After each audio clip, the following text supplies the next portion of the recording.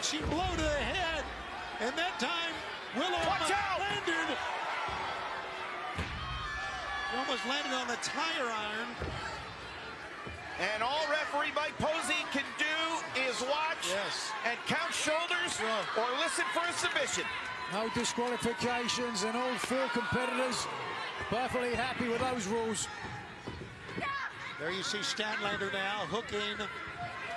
Mercedes Martinez picks her up. Saturday Night Fever. 1, 2. Whoa!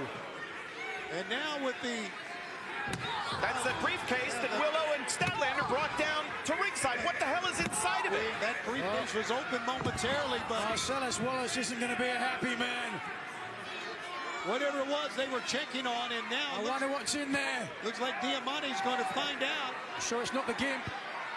Man, that's a tasty burger. Oh, no!